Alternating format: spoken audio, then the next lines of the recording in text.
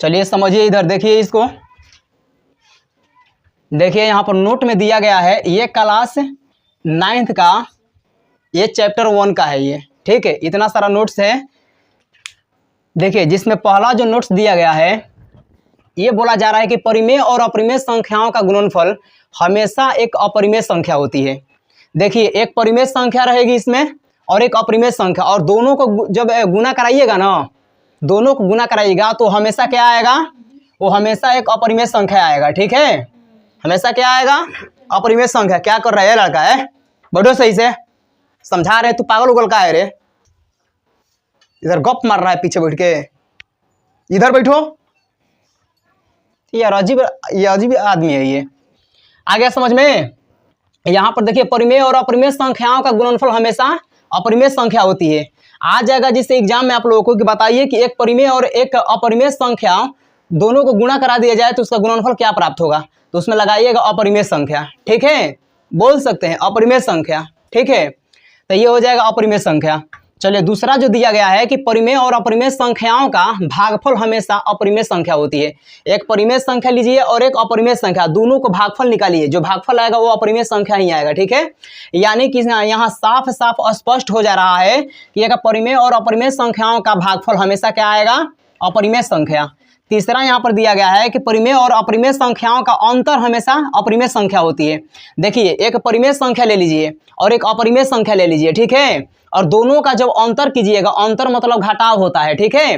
दोनों को जब घटाइएगा तो क्या प्राप्त होगा, घटने के बाद में अपरिमेय संख्या ही प्राप्त होगा, ठीक है। तो ये अपरिमेय संख्या हो जाएगा। चलिए यहाँ 4 नंबर क्वेश्चन में देखिए, 4 नंबर जो पॉइंट है यहाँ पर दिया गया है कि परिमेय और अपरिमेय संख्याओं का जोगफल हमेशा अपरिमेय संख्या होती है। देखिए एक परिमेय और अपरिमेय संख्या दोनों को जब आप जोड़िएगा ना तो हमेशा क्या प्राप्त होगी, अपरिमेय संख्या, ठीक है। अगला यहाँ 5 नंबर क्वेश्चन में दिया गया है कि 2 अपरिमेय संख्या का जोगफल। देखिए 2 अपरिमेय संख्या, केवल ये दोनों अपरिमेय संख्या होनी चाहिए, ठीक है। 2 अपरिमेय संख्या का जोगफल हमेशा, देखिए सॉरी यहाँ पर देखिए 2 अपरिमेय संख्याओं का योगफल परिमेय तथा अपरिमेय दोनों होता है। देखिए यहाँ पर ध्यान दीजिएगा, यहाँ पर लिखवाए हैं कि 2 अपरिमेय संख्याओं का जोगफल, 2 अपरिमेय संख्या ले लीजिए, कोई भी अपरिमेय संख्या ले लीजिए, और उसको जब आप जोड़िएगा ना दोनों को, तो जोड़ने के बाद में कुछ हो सकता है, दो या तो परिमेय प्राप्त होगी या नहीं तो अपरिमेय संख्या प्राप्त होगी, ठीक है। यहाँ पर किसी एक संख्या प्राप्त नहीं होगी, यहाँ पर दोनों प्राप्त होने की संभावना होती है। जैसे देखिए आइए यहाँ पर समझाया है ना कि जो रूट अंदर 2 है, रूट अंदर 2 क्या है, अपरिमेय संख्या। यहाँ पर देखिए ये प्लस में है, यहाँ पर देखिए ये जो माइनस के रूट अंदर 2 है ये भी तो अपरिमेय संख्या है, क्योंकि इसका पूरा जो वर्गमूल है ज्ञात नहीं किया जा सकता है, ठीक है। तो ये दोनों जो है अपरिमेय संख्या है और दोनों के हम जोड़ दिए हैं। देखिए बीच में जो जोड़ का चिन्ह दिए है ना, तो दोनों को हम जोड़ दिए। जोड़ने के बाद में देखिए क्या हुआ यहाँ पर कि ये जो रूट अंदर 2 था, यहाँ रूट अंदर 2 हम लिख दिए और यहाँ प्लस और माइनस मिलकर के माइनस हो गया, ठीक है। माइनस होने के बाद ये दोनों क्या हो गया, कट गया, कट के 0 आ गया। तो 0 क्या है, 0 एक परिमेय संख्या है, क्योंकि इसको हम p/q के रूप में लिख सकते हैं, ठीक है। इसके नीचे एक छिपा हुआ है तो p/q के रूप में हो जाएगा, ठीक है। इस प्रकार से 0 जो है एक परिमेय संख्या। अब बताइए कि यहाँ पर एक परिमेय 2 अपरिमेय संख्याओं का जोगफल किए थे, लेकिन मिला क्या हमको, परिमेय संख्या, ये भी सत्य है। अब आइए यहाँ पर, अब देखिए यहाँ पर जो है यही ना बोल रहा था कि 2 अपरिमेय संख्याओं का जोगफल है, क्लियर है यहाँ पर। चलिए यहाँ 6 नंबर में दिया गया है, 6 नंबर पॉइंट में कि 2 अपरिमेय संख्याओं का गुणनफल परिमेय और अपरिमेय दोनों होता है। देखिए 2 अपरिमेय संख्या लीजिए आप और दोनों को क्या कीजिए कि दोनों को गुना करा दीजिए, और जो गुणनफल प्राप्त होगा या तो परिमेय आ सकता है और नहीं तो अपरिमेय, दोनों हो सकता है, परिमेय और अपरिमेय दोनों में से कोई भी हो सकता है। यहाँ पर केवल किसी एक संख्या को कहना गलत हो जाएगा, केवल परिमेय संख्या होता है, ठीक है। ये गलत माना जाएगा क्योंकि यहाँ पर दोनों यहाँ पर नियम का फॉलो कर रहा है, दोनों यहाँ पर आने की संभावना है। आइए देखते हैं। देखिए जैसे हम यहाँ पर लिखे हैं कि रूट अंदर 2 गुणे रूट अंदर 8 है, तो 8 से 2 में गुना कीजिएगा तो 8 दूनी का 16, रूट अंदर 16 हो जाएगा, और 16 का जो वर्गमूल होता है वो 4 होता है। तो 4 क्या है, एक परिमेय संख्या है ना, एक परिमेय संख्या है। अच्छा फिर उसके बाद देखिए यहाँ पर रूट अंदर 2 और रूट अंदर 3 लिए हैं, तो रूट अंदर 2 और रूट अंदर 3 में जब गुना कीजिएगा तो रूट अंदर 6 आएगा। बताइए कि 6 का वर्गमूल निकलेगा पूरा, नहीं निकलेगा, इसलिए यह क्या होगा, अपरिमेय संख्या, ठीक है। यहाँ पर दोनों नियम का यहाँ फॉलो हो रहा है। ठीक है, यहाँ पर भी सत्य है।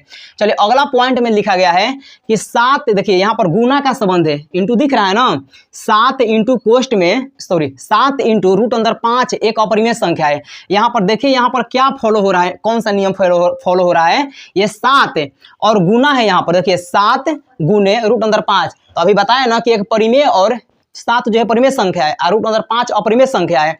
अभी हम बताया ना कि एक परिमेय और अपरिमेय संख्याओं का गुणनफल हमेशा अपरिमेय संख्या होता है। तो देखिए ये क्या है, 7 इंटू √5 अपरिमेय संख्या है। इस तरह का आएगा अगर क्वेश्चंस में, तो आप लोग ये बताना है, करेक्ट आंसर करना है इसको। ठीक है, अगला यहाँ पर दिया गया है कि 7/√5 एक अपरिमेय संख्या है। जानते हैं क्यों? क्योंकि यहाँ बताए, अभी जैसा हम बताए यहाँ नियम में कि एक परिमेय, देखिए परिमेय और अपरिमेय संख्याओं का भागफल हमेशा अपरिमेय होता है। भाई परिमेय ऊपर वाला परिमेय संख्या है, नीचे वाला जो √5 है ये अपरिमेय संख्या है। तो अपरिमेय संख्या से भागा दिया जा रहा है परिमेय संख्या में, तो अपरिमेय संख्या इसका रिजल्ट होगा। ठीक है, अपरिमेय संख्या। क्लियर है? आगे बढ़ते हैं। अगला पॉइंट दिया गया है कि √2 + 21। ठीक है, यानी कि एक यहाँ अपरिमेय संख्या है और परिमेय संख्या। अपरिमेय और परिमेय संख्याओं का योगफल हमेशा अपरिमेय होता है, अभी जैसा हम यहाँ पर बताए हैं। ठीक है, तो यहाँ पर भी परिमेय और अपरिमेय संख्या का जो योगफल होगा वो हमेशा अपरिमेय संख्या होगा। ठीक है, आगे बढ़ते हैं। देखिए अगला जो पॉइंट दिया गया है यहाँ पर ये बोला जा रहा है कि π-2, पाई तो ऑलरेडी हमेशा से ही जो है अपरिमेय होती है। ठीक है, तो यहाँ पर π-2 एक अपरिमेय संख्या होगी। क्लियर है? आगे बढ़ते हैं। यहाँ पर दिया गया है कि क्रम विनिमय नियम। ठीक है, क्रम विनिमय नियम समझिए। यहाँ पर क्रम विनिमय नियम, परिमेय संख्याओं के लिए क्रम विनिमय नियम क्या कह रहा है। यहाँ पर जो पहला यहाँ पर दिया गया है पॉइंट, यहाँ पर यह बताया जा रहा है कि यदि P तथा Q दो परिमेय संख्या हो, मान लीजिए कि P तथा Q कोई दो परिमेय संख्या है। ठीक है, तो P + Q बराबर Q + P, इसको पलट दिया इधर, देखिए P जो है इधर कर दिया और Q जो था पहले कर दिया इधर बराबर के बाद में, तो Q + P भी परिमेय संख्या होगी। करेक्ट है? ठीक है, पलट दीजिए, इधर उधर करने से क्या कुछ प्रभाव पड़ने वाला है, जो है वही रहेगा। ठीक है, परिमेय संख्या होगी। और ये जोड़ का क्रम विनिमय नियम है, इसका क्रम बदल रहा है ना, इसका देखिए बदल रहा है कि नहीं बदल रहा है, तो इसलिए यह क्रम विनिमय नियम है। अगला देखिए, अगला यहाँ नोट में लिखा गया है कि P + Q बराबर Q + P जोड़ का क्रम विनिमय नियम है। यही वाला जो सेम चीज था हम लिख दिए थे नोट में। अगला देखिए, दूसरा पॉइंट यहाँ पर दिया गया है कि यदि P तथा Q दो परिमेय संख्या हो तो अब देखिए PQ यानी कि दोनों के बीच में गुना का संबंध है, P गुना Q। ठीक है, PQ बराबर QP भी परिमेय संख्या होगी। देखिए PQ बराबर, Q को इधर रख लीजिए तो QP भी परिमेय संख्या होगी। हालांकि गुना में तो पद को आप चेंज करके भी, ठीक है, चेंज करके भी मतलब कि इस तरफ से इस तरफ, मतलब कि इसको करके आप क्रिया कीजिएगा तो कोई बदलाव नहीं होगा इसमें। ठीक है, जैसे मान लीजिए कि यहाँ इधर 6 रखे हैं, इधर 9 रखे हैं, और इसको अगर इधर 9 रख देते हैं, इधर 6 रख देते हैं, तो क्या यहाँ पर कोई चेंज होगा? कुछ चेंज नहीं आएगा। यहाँ पर कुछ भी चेंज होने वाला बिल्कुल नहीं है। आ गया समझ में?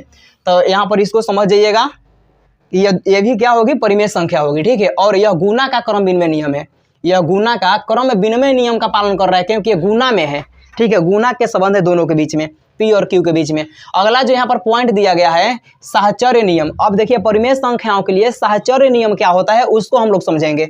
ये दिया गया है पहला जो पॉइंट है इसके लिए, इसमें यह बोला जा रहा है कि यदि P, Q तथा R तीन परिमेय संख्याएं हो तो P + Q, देखिए P + कोष्ट में Q + R बराबर, अब ई दोनों को पकड़ करके कोष्ट में बंद किया है, P + Q कोष्ट बंद और बाहर में R को रख दीजिए, ये हो गया साहचर्य नियम का पालन कर रहा है। ठीक है, ये भी परिमेय संख्या होगी।